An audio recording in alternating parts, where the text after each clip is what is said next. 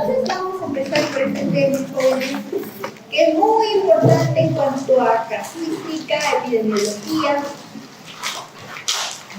Ayer a las 5:30 nos fuimos a un levantamiento de cadáver a Puchumayo, en la variante de Puchumayo, a 15 minutos del peaje. Tienen también el suceso de tránsito, ¿no? Entonces, ocurren con mucha frecuencia. Casi todos los días tenemos sucesos de tránsito, muchos de ellos fatales. Entonces, es importante que conozcamos aspectos del estudio de estos eventos. Y se llama así, se llama suceso de tránsito o hecho de tránsito. No debemos llamarlos accidentes de tránsito. Claro que a veces se usa como un sinónimo, pero recordemos que en biología médico-legal nos orienta a determinar que algunos eventos son accidentales, otros son homicidas y otros son suicidas, hablando de hechos violentos. Entonces, decir accidente de tránsito ya es anticiparnos a una investigación que podría determinar que el hecho sí es un accidente, pero también hay sucesos de tránsito que son de tipo homicida y otros que son suicidas. Entonces, el término suceso o hecho está bien. ¿Qué es un suceso de tránsito? Entonces, es un hecho, bueno, está ahí descrito como un grave problema de orden social. Y es cierto, vamos a estar expuestos todo el tiempo a este tipo de eventos, ¿no? Por lo tanto, desde el punto de vista terapéutico es importante que ustedes nos puedan aportar, pero también desde el punto de vista médico-legal nos interesa. Entonces, un suceso de tránsito es un hecho imprevisto donde interviene por lo menos un vehículo en movimiento. Así se describe un hecho de tránsito. Y también tiene dos aspectos o dos campos de trabajo, ¿no? Uno que tiene que ver con las lesiones en las personas vivas producto del suceso de tránsito, y el segundo con la necropsia que se realiza en las personas que fallecen a causa de estos sucesos. La biomecánica de las lesiones. Entonces, ya empezamos nosotros a hablar de construcción. Y creo que ese es el tema que vamos a reforzar un poquito al final. Porque entiendo que la parte de responsabilidad profesional sí la tenemos clara. Si reforzamos un poquito eso, repasaremos un ratito de eso. O el tema de contusión, que también es biomecánica de las lesiones. ¿Qué elementos encontramos en la producción de las lesiones? Entonces, es importante identificar el mecanismo físico que produce una determinada lesión. Y en cuanto a contusiones, es de alguna forma relativamente sencillo determinar el agente, el mecanismo y la lesión traumática. Decíamos, una piedra por percusión causa una herida. En cambio, en un suceso de tránsito, los mecanismos son múltiples y variados y actúan casi todos en conjunto en un periodo muy breve de tiempo, ¿no? Entonces, importante identificar el mecanismo que produce una determinada lesión.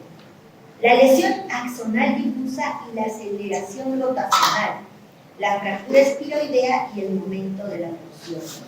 Miren que de todos estos, quizás, la lesión axonal difusa es un evento, o mejor dicho, es una consecuencia traumática de los hechos de tránsito. ¿Y esto por qué? Porque a veces no encontramos una lesión evidente, a veces no encontramos en el cadáver un TEC grave abierto, no encontramos fractura del hueso de la bóveda craneana con exposición de masa encefálica. Quizás las lesiones son más sutiles, pero aún así muy graves y llegan a causar la muerte. Este es el caso de la lesión axonal difusa. ¿Cómo yo puedo ver macroscópicamente una lesión axonal difusa? ¿Cómo debo de buscarla? Antes, bueno, no todos, pero bueno, en mi caso, yo considero que fue para nosotros muy importante las capacitaciones que recibimos del doctor Michael Pollack, Él es un patólogo forense de Canadá y en realidad nos ayudó a aplicar técnicas interesantes para poder encontrar, por ejemplo, este tipo de lesiones, ¿no? Que muchas veces pasan desapercibidas por la técnica, porque antes se solía sacar el cerebro y se hacían cortes así, ¿no? En la tabla 1, 2, 3, y a ver cómo está por dentro, no hay mucho sangrado, y otra vez se desechaba el órgano.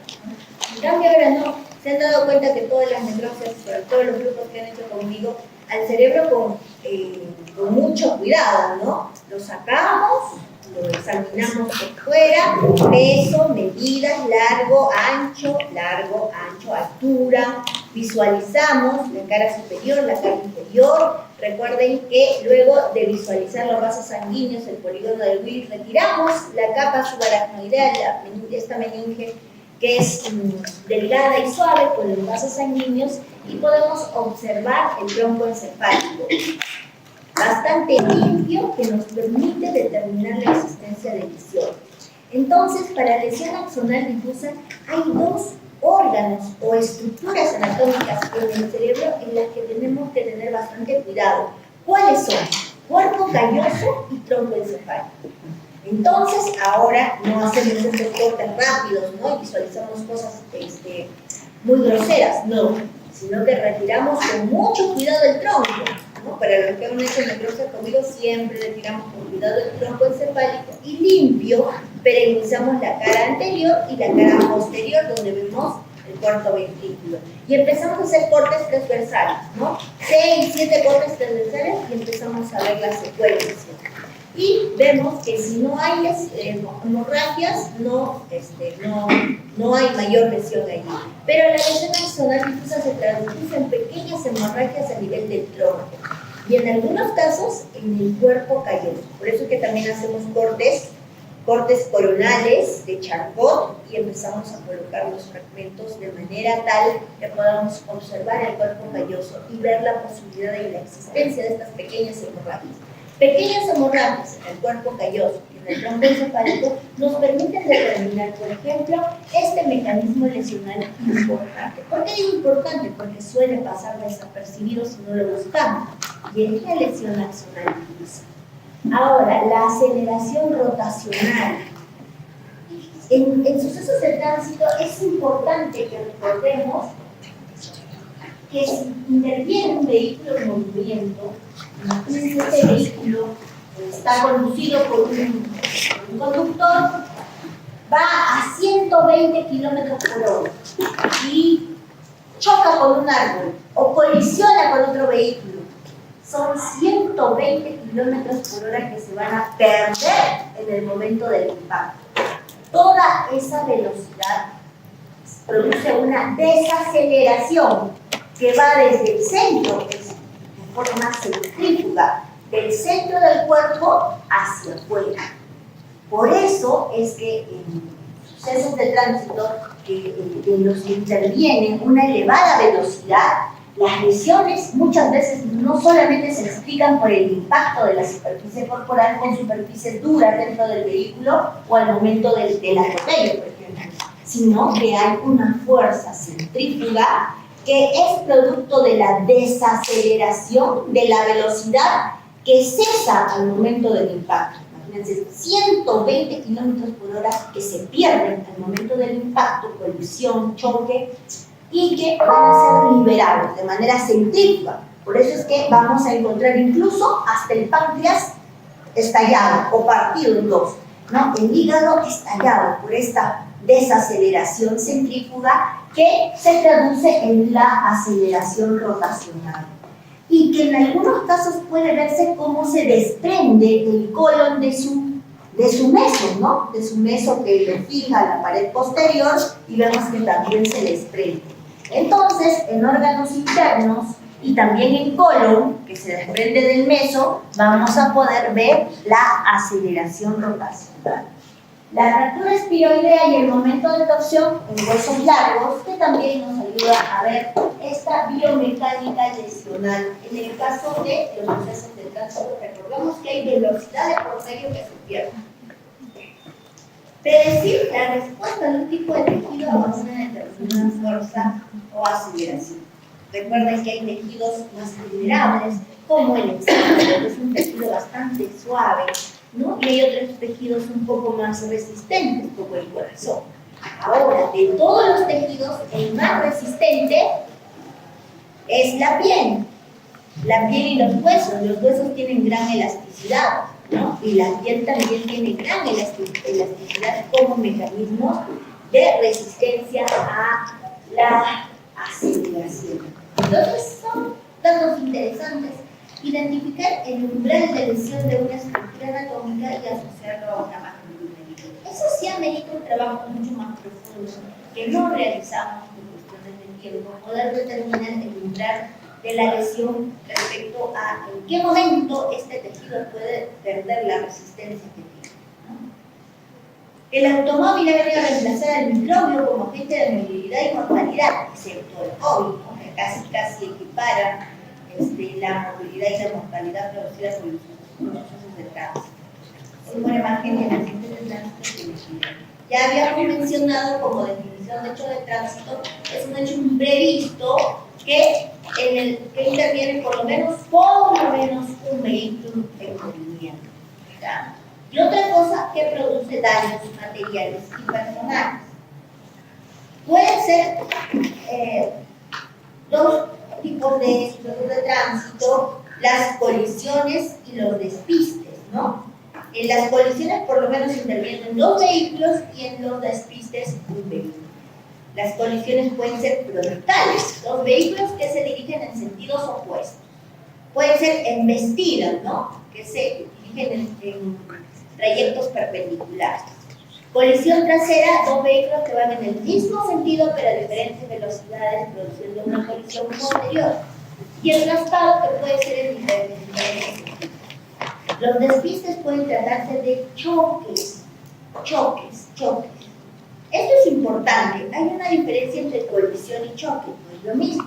La colisión amerita que intervengan dos vehículos por lo menos.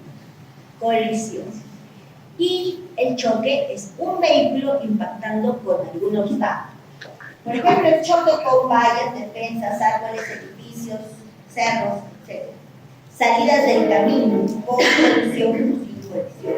Despeñamiento, ¿no? Que es un desbarrar el camino. Y voltadura, que es en el mismo plano, de vueltas de campana. Entonces, esta es una colisión frontal, bastante abusiva, ¿no? Un vehículo pesado y un vehículo menor. Entonces, en la colisión frontal, las lesiones suelen ser simétricas. Las causas de los sucesos de tránsito tienen que ver con el vehículo, fallas técnicas, con el camino, fallas ambientales, puede ser que el camino haya dificultad por la iluminación, por el estado de las carreteras, por el clima, ¿no? El ambiente tiene que ver con el clima. Y el conductor, que es el elemento más frecuente como agente causante en el tránsito, porque puede estar bajo efectos del alcohol, que en una gran mayoría de casos podemos ver conductores ebrios, y también puede ser por la imprudencia o por alguna falla orgánica que se suscite y haga perder el control del vehículo. El 95% de los hechos de tránsito se deben a errores humanos, el 5% fallas técnicas. El empleo del cinturón reduce de manera sustancial la severidad y la mortalidad asociadas al accidente, siempre y cuando esté bien usado. Esto es un despiste, por ejemplo, de un vehículo. Entonces, profundizando un poquito acerca del mecanismo de las lesiones, vamos a empezar con el mecanismo de las lesiones en los ocupantes de un vehículo. ¿Quiénes son los ocupantes? El conductor y los pasajeros. Entonces vamos a encontrar lesiones, por ejemplo, que tienen que ver con la colisión posterior. Interesante, ¿no? Esta colisión posterior, dos vehículos que van en el mismo sentido, a diferentes velocidades, y el vehículo que es colisionado por la parte posterior, los ocupantes pueden sufrir una lesión muy interesante que se denomina latigazo cervical y que corresponde a una hiperextensión e hiperflexión del cuello que va a producir una fractura de la columna cervical con compromiso medular o sin compromiso. O sea que pueden ser mortales. Entonces, el vehículo, este es el vehículo, es impactado por la parte posterior y se produce una hiperextensión y una hiperflexión, latigazo cervical, con luxofractura o fractura cervical y con compromiso medular. Generalmente hay compromiso medular. El impacto lateral que se produce, obviamente como hacemos con un trayecto perpendicular, y vamos a encontrar lesiones lateralizadas, asimétricas, ¿no? Ahí tenemos, si el impacto es por este lado, puede haber fracturas de húmero, fracturas costales, fracturas de pelvis, fracturas de fémur, incluso dependiendo del impacto, podría impactarse la cabeza del fémur con el acetábulo. Habíamos hablado del impacto rotatorio, que es justamente esta pérdida de velocidad que experimentan los vehículos. Acá se agrega un dato interesante. Si dos vehículos colisionan, uno va a 180 km por hora, el otro va a 100 km por hora.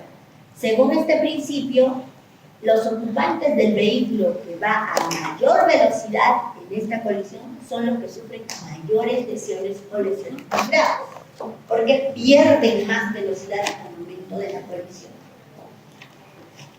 Y ya decíamos que las colisiones frontales pueden ocasionar lesiones simétricas. La importancia de un buen uso del cinturón de seguridad puede reducir las consecuencias. Algunos órganos lesionados en ocupantes, el principal es el hígado, ¿no? Sobre todo por el conductor y por el pulmón, luego el cerebro, el tubo digestivo, médula espinal, lesiones vasculares. Y pasamos a una parte interesante, que son las lesiones del peatón. Eso quiere decir que este mecanismo se denomina atropello, porque es justamente la toma de contacto del movimiento con un peatón. Esa toma de contacto se denomina atropello. ¿Y quién es un peatón? Es una persona que no es ni conductor ni pasajero y que está circulando o caminando en la vía pública. Él es un peatón. El vehículo impacta, toma contacto. ¿Qué características podrían hacer variar los efectos, no? La edad, el sexo, el peso, la talla. Una persona anciana va a tener mayores lesiones que una persona joven, condiciones físicas, psíquicas, circunstancias del hecho, ¿no? El mismo vehículo, un vehículo grande, un vehículo pequeño van a producir lesiones diferentes. Entonces, la velocidad del vehículo a la que va el vehículo en un atropello va a determinar la severidad de las lesiones. Cuando la velocidad supera los 40 km por hora, el riesgo de morir aumenta exponencialmente. El tipo de vehículo y el riesgo de la lesión sobre el fallecimiento, hay una relación directa, y también acerca de la presión corporal afectada. Las mayores lesiones por atropello se sitúan en la cabeza y en las extremidades inferiores, que coinciden con las dos primeras fases del atropello, como vamos a ver más adelante. Entonces, existen lesiones en un primer impacto, luego un segundo impacto contra la calzada y otro primero. Las lesiones más graves se producen en el impacto contra el vehículo.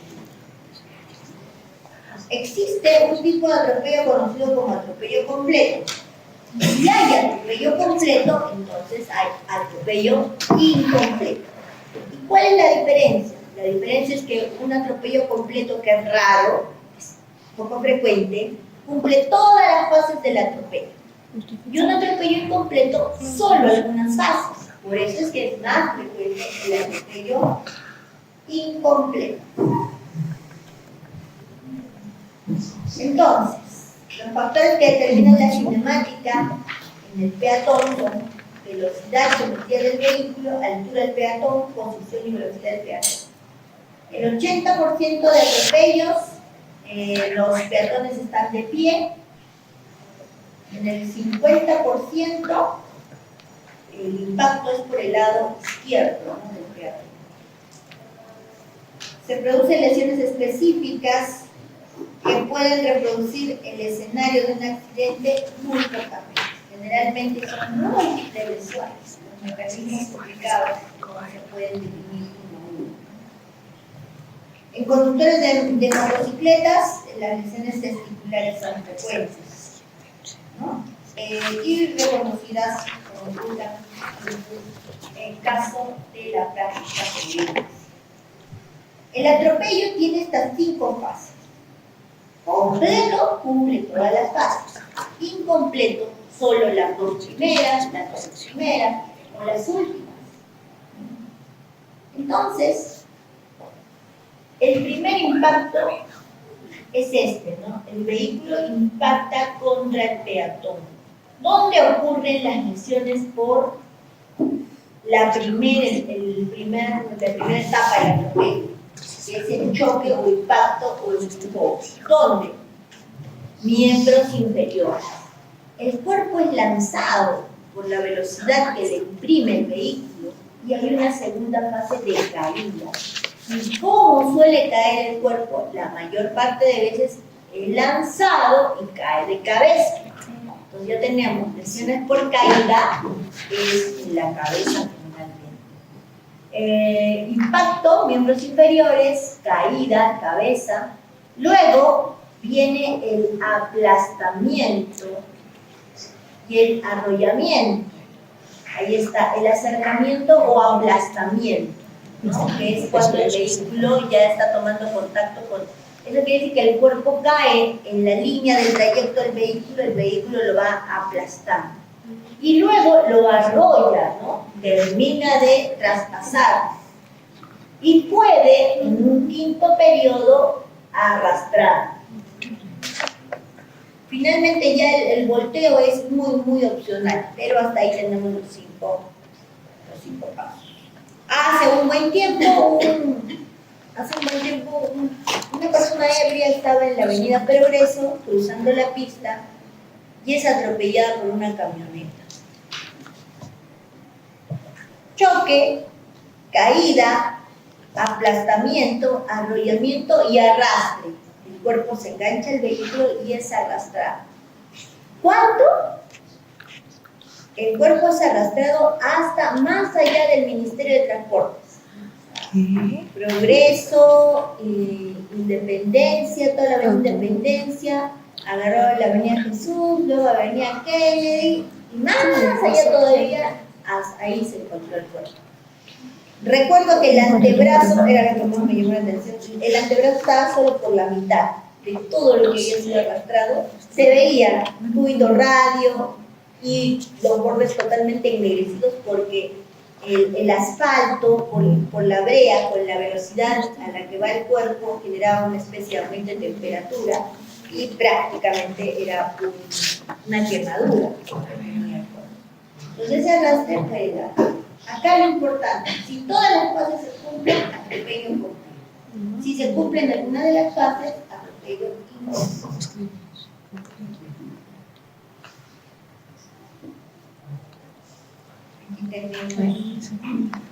Este joven.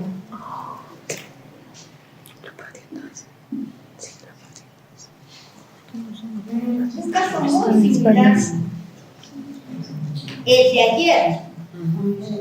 Era un joven, un sereno de La Joya, que estaba viniendo a votar.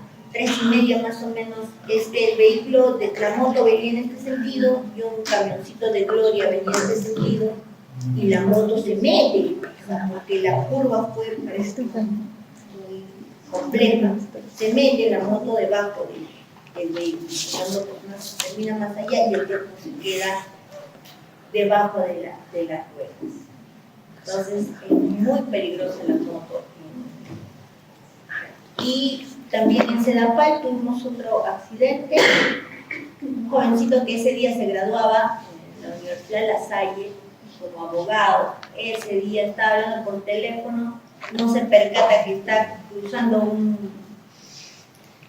una cisterna, y también y muy similar, destrozado el cuerpo debajo del vehículo. Entonces es una colisión y un consecuente atropello. Obligatoria la necropsia para el conductor, porque es conductor de un vehículo menor. Los conductores de necropsia sí o sí.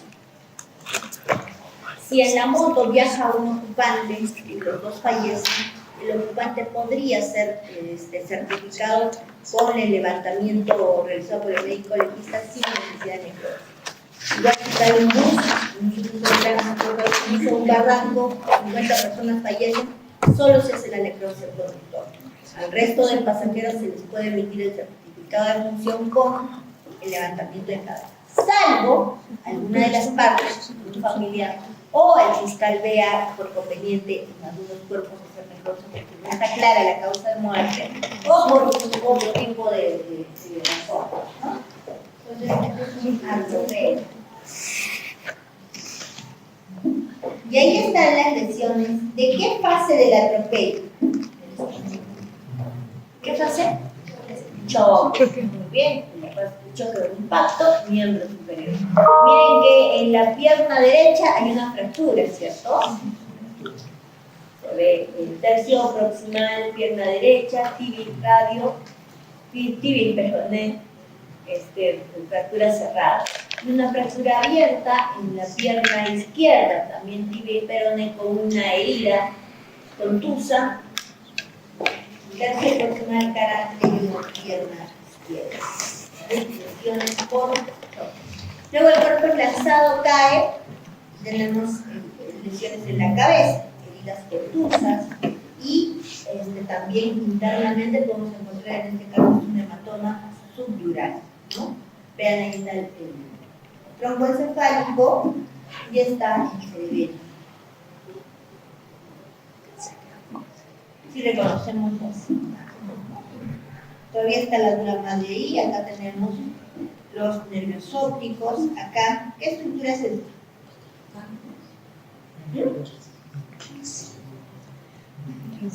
La vemos todo el tiempo. Ahí está, siempre juntitos, el nervio óptico y la arteria carótida izquierda. Aquí está la hipófisis, bien escondida en la silla.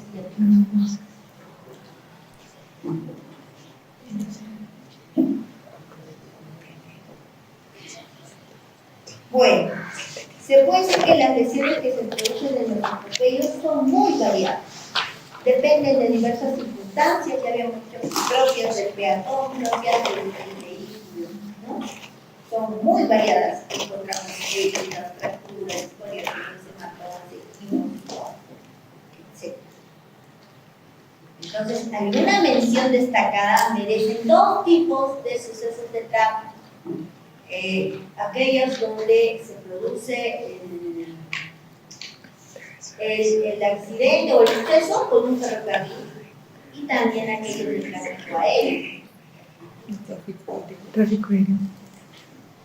Entonces, los ferrocarriles acá en nuestro medio, en Arequipa, sí tenemos cultura, la parte de Tigo, por ahí también han habido accidentes con ferrocarriles.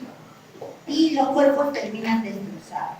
En Yura, un miembro inferior estaba acá, a 10 metros del otro miembro inferior, a 10 metros del tórax y así. Luego tenemos que recuperar las partes y ver si está completo. Y la tarea, para terminar esta parte ya dice, tiene que ver con el examen del lugar del hecho. Ayer llegamos al lugar con el fiscal. El doctor Berrío está necropsiando y se quedó con Celso. Me fui sola a levantar. Y llegamos 5 al lugar. Los de la DEPIA, que es el Departamento Policial de Investigación de Accidentes de Tránsito, ni se aparecieron. 48 minutos después, recién vinieron los de la DEPIA a hacer el examen del lugar del hecho. ¿Cuánto se han demorado? Creo que en total se han demorado 3 horas haciendo el estudio. Y está relativamente bien. Pero ellos tienen que hacer un estudio de los alrededores del cadáver, primero rápidamente, unos 20, 30 minutos, y luego dejar que nosotros participamos en el levantamiento, ¿no? Entonces, el examen del lugar del hecho, que lo hace generalmente la policía, ¿no? El lugar, pero nosotros participamos en ayudar a establecer la posición de la víctima. El examen de los vehículos, ahí participan los peritos, ¿no? Los peritos de la LEPIAC para determinar el estado de los vehículos y si es compatible. El examen del conductor, que debe ser realizado lo más rápido posible. ¿Por qué? Porque se tiene que tomar la muestra de sangre para dosaje etílico y determinar, ¿no? Si está o no bajo efectos de bebida. Y esto que sí nos concierne, que es el examen de las víctimas por lesiones, si están vivos, o la necropsia si han fallecido. Entonces, vamos a ver un casito, el tráfico aéreo. El mayor desastre en la aviación peruana.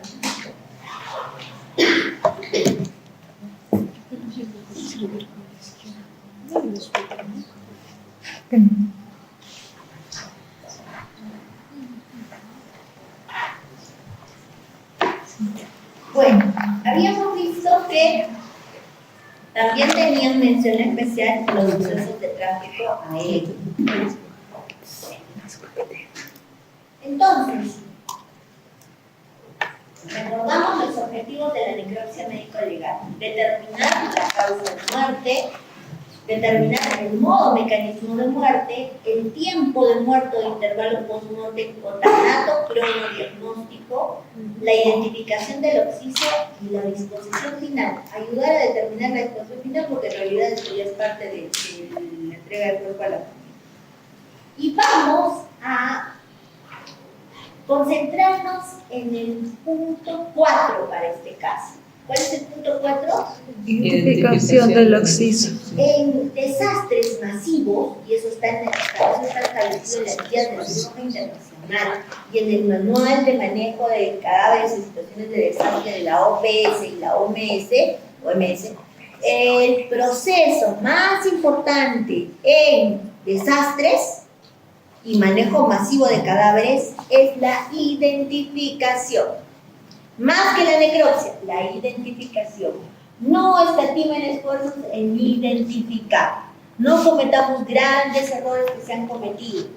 En la erupción del volcán de Ruiz en Colombia, hace más de 2 o 3 décadas atrás, 5.000 fallecidos. Imagínense, un desastre, manejar 5.000 fallecidos.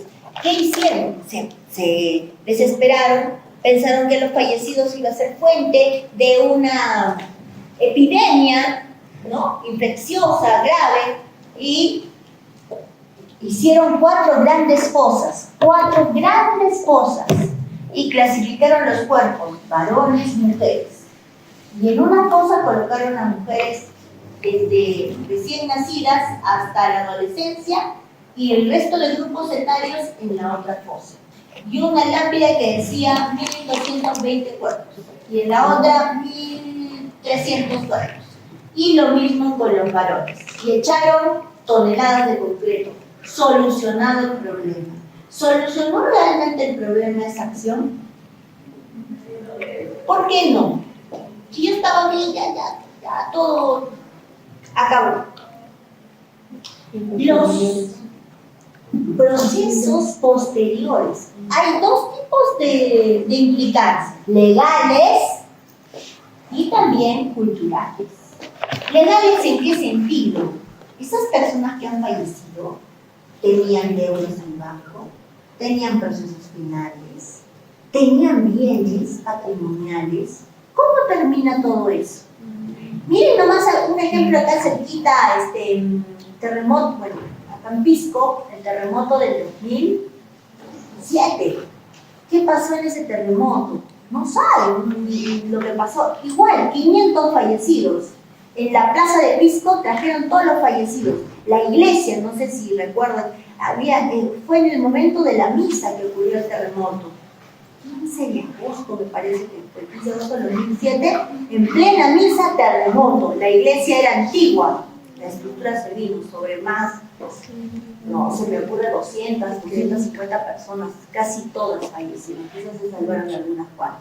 Por eso que sacaron los cuerpos y los rescataron, los cuerpos ya fallecidos en la plaza. ¿Y cómo era la identificación? Habían personas que decían, este es mi familiar, y se lo llevaban. Y las autoridades estaban allá, se lo llevaron uno menos. Este es mi familiar, este es mío, este es mío. ¿Qué creen que pasó? Ese evento fue una panacea de delitos. ¿Qué había pasado? Muchos delincuentes fingieron su muerte y resucitaron, muchos. Incluso el penal, hay un penal de Pisco, no de alta seguridad, muchos delincuentes fingieron su muerte. O sea, salieron de la cárcel porque se rompieron los muros, se cayeron las estructuras, se escaparon. Y pescaron un muerto de los que estaban ahí y dijeron, el delincuente se llamaba Juan Pérez. Agarraron un muerto más o menos de sus características y dijeron, este es Juan Pérez, el delincuente vino, sacó, se fue a misa, arrepentir y murió. Entonces se llevaron el cuerpo, lo enterraron como Juan Pérez, murió el delincuente.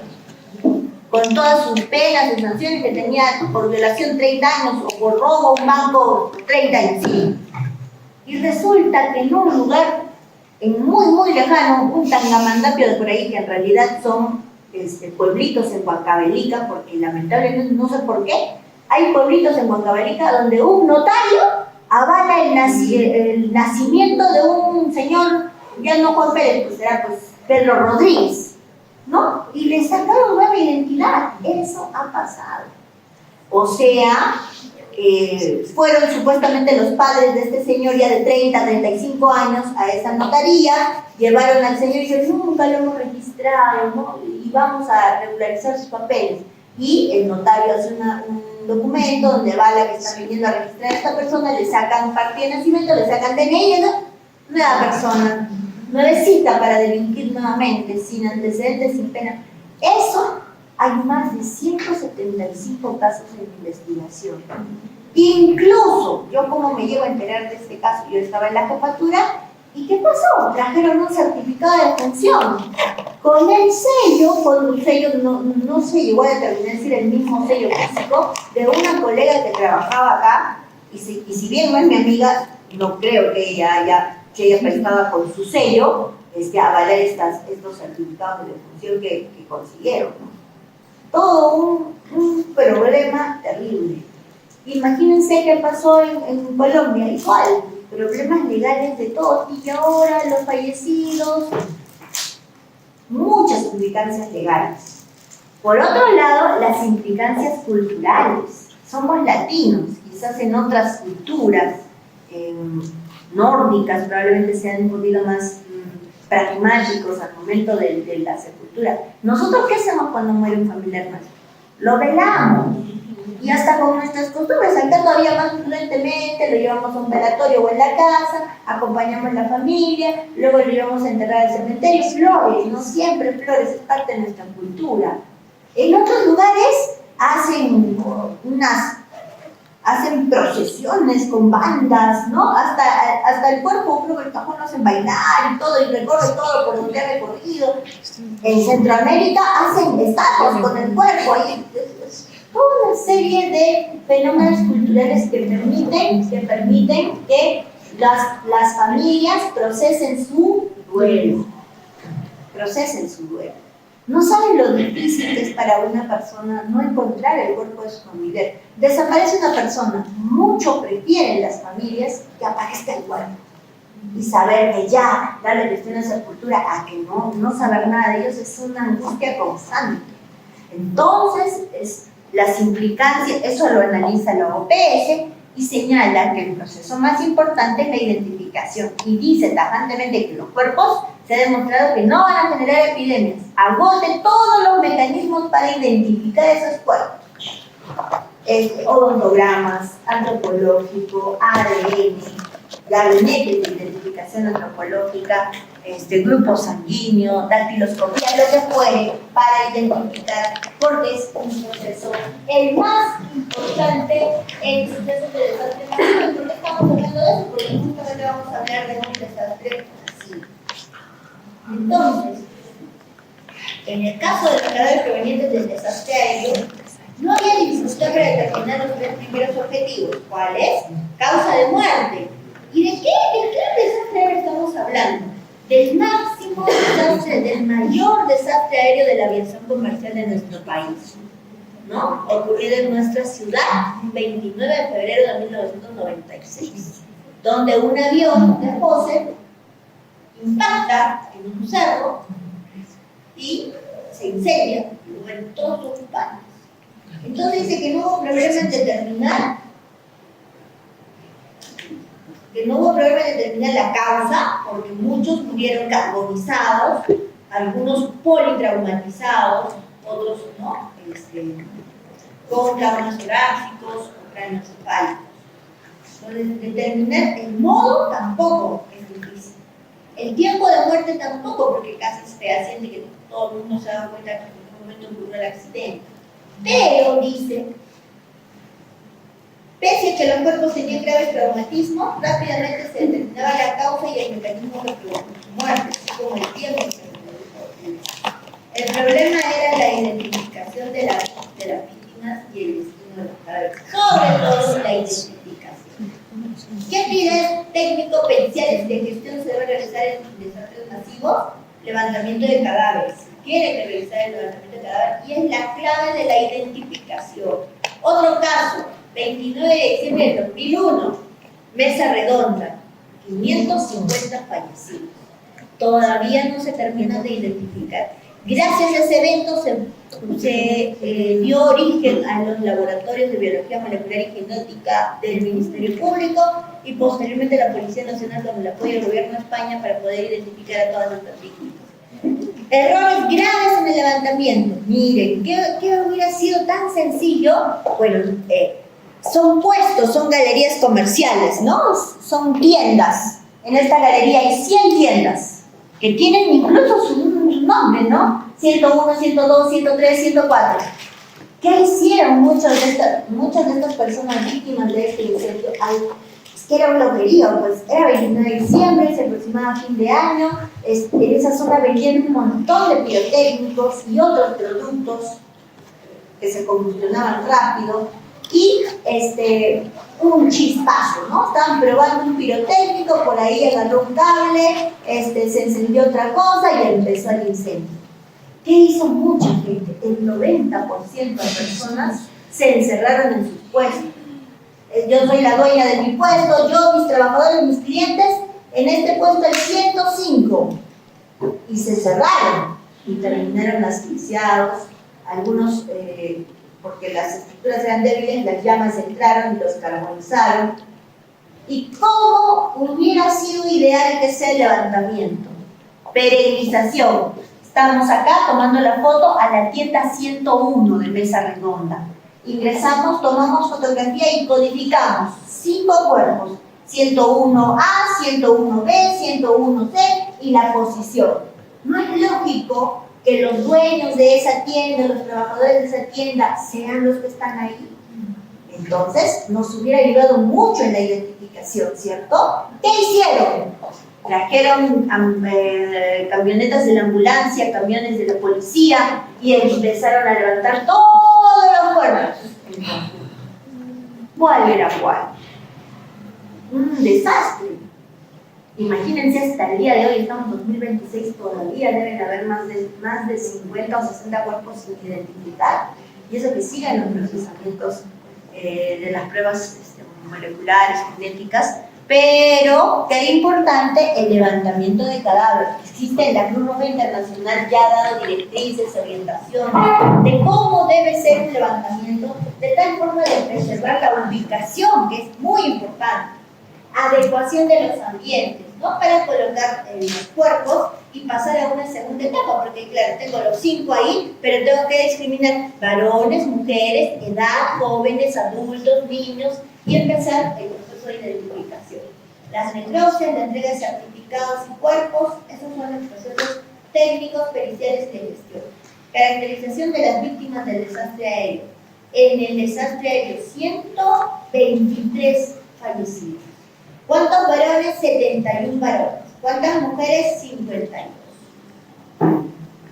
Grupo etario, miren, había una bebé de 11 meses, mujercita. Había niños de 8 a 11 años. Habían adolescentes de 13 a 17 años, un varoncito, 2 señoritas, jovencitas. Y miren, la gran mayoría eran jóvenes de la edad de ustedes, de 18 a 30 años, 29 varones, 27 mujeres, 56. De esos 56, el 80% eran jóvenes chilenos, que habían ido hasta Lima por sus vacaciones y estaban retornando de Lima a Arequipa y luego se dirigían a Chile. De 31 a 50, 39 y de 51 más 19. Luego por grupos etarios. Por grupos etarios, ¿no? Esta distribución. Por grupo etario, sexo femenino, distribución por nacionalidad. En este evento, 76 peruanos, 41 chilenos, 41 jóvenes chilenos. Un brasileño, mexicano, un ecuatoriano, un belga. 3 belgas. Luego, causas de muerte, politraumatizados, atención faciocráneo-encefálica, así que esto, yo no, bueno, no era médico legista todavía, era el año 96. Yo estaba estudiando en la Facultad de Medicina, pero por llevar los documentos de una de las víctimas, yo estuve en la morgue. La morgue no era lo que ven ustedes ahora, era pequeñita, era de un piso. La sala de necrosis era más chiquita. Y yo entré y los cuerpos estaban divididos en 3 partes. A este lado, ingresando al lado derecho, habían cuerpos muy identificables. O sea, los veías y quizás les estaban mutilados de alguna parte, pero se reconocía el rostro, que era mujer, varón, de edad. Algunas partes dañadas, pero podías identificar. Luego el resto era un grupo de fragmentos carbonizados en su mayoría, pero que podías identificar como un cuerpo, ¿no? Una cabeza, un torso, por ahí algunas extremidades, otras partes a veces no carbonizadas, pero partes al fin. Y luego un cerro de fragmentos carbonizados pequeñitos. Entonces, cuando hicieron la identificación de los cuerpos que se podían identificar, que habrán sido pues un 30-40%, y luego con los otros algún esfuerzo para identificar a los demás restos carbonizados. Cuando se quisieron identificar los restos carbonizados, había una bolita carbonizada que tenía un imperdible de osito lila, y era la bebé de 10 meses, 11 meses. Y había otro cuerpo carbonizado también pequeño con unas monturas, ¿no? Monturas rosa, lila también, que permitió identificar a una de las niñas. Entonces, de esa forma se hizo la identificación, siendo uno de los procesos más importantes. La forma en que se hizo fue nada científica, ¿no?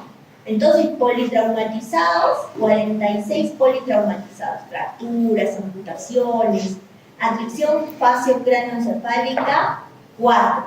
Carbonizados, 71 carbonizados. TEC grave abierto, 2. ¿Y qué pasó? Como si son 123, encontraron 30 más o menos identificables, unos 40 por ahí entre los restos, otros faltan 70, ya 50 o 48 creo que era. Ese montón de restos carbonizados lo dividieron en 48 partes. Ya está. se identificaron así todos los cuerpos que faltan, ¿no? Entonces, el Estado ahí está, para no especular. 56 cuerpos completos, incompletos 27, fragmentos 40.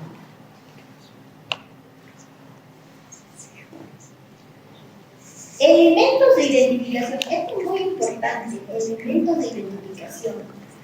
¿Cuál fue el elemento más importante? O más frecuente, por la ropa, ¿no? 89 casos, por algunos accesorios, 51 casos, 55 casos.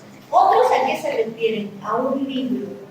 Increíblemente uno de los pasajeros estaba carbonizado y tenía un libro que no sé de qué autor ni qué era, tampoco sé si era la Biblia, que estaba íntegro en sus manos. Por ahí una que otra quemadura pequeña el libro, pero por el libro, y por eso dicen otros 28 y uno de esos era este libro. Los invertibles, las monturas, por la contextura de los cuerpos carbonizados y un solo odontograma. Justo la persona que era una misionera belga, de una misión belga que radicaba en Estados Unidos, ella fallece y era la única que tenía odontograma, la única que le hicieron odontograma. Entonces, la muerte en situaciones de desastre, de naturaleza violenta y de etiología accidental, requiere investigación médico-legal. El manejo de cadáveres en situaciones de desastre debe ser una responsabilidad de las instituciones médico-legales. Y la parte cultural, ¿no? Los rituales. Sea que se trate de muertes, desastres masivos o conflictos armados, es importante los ritos que estamos acostumbrados culturalmente. Y vamos a leer esto. ¿Quién lo escribe? Bernardita Maíno, madre de Bernardito Baile, que era una joven chilena fallecida en el accidente. En un día como hoy todo parecía transcurrir normalmente, pero la campanilla del teléfono sonó como la sirena de guerra. Una bomba caería en nuestras vidas, que quedarían destruidas en 1000 pedazos. Estupor, angustia, dolor, solo dolor. ¿Cómo rehacer por asaltar lo sucedido? ¿Cómo detener todo? Pero la vida es un camino que en momentos parece cruel tener que continuar. Nada la detiene, solo queda recoger los pedazos y rehacerse de nuevo. Hoy miramos esas cicatrices gruesas y rojas con ternura. Son solo de amor por una hermana, hija maravillosa que partió un día como hoy. El espíritu siempre anda nostálgico en busca de su origen, Dios. La esperanza siempre busca sustentarse de la certeza. Solo habrá que llegar al final del camino. Entonces,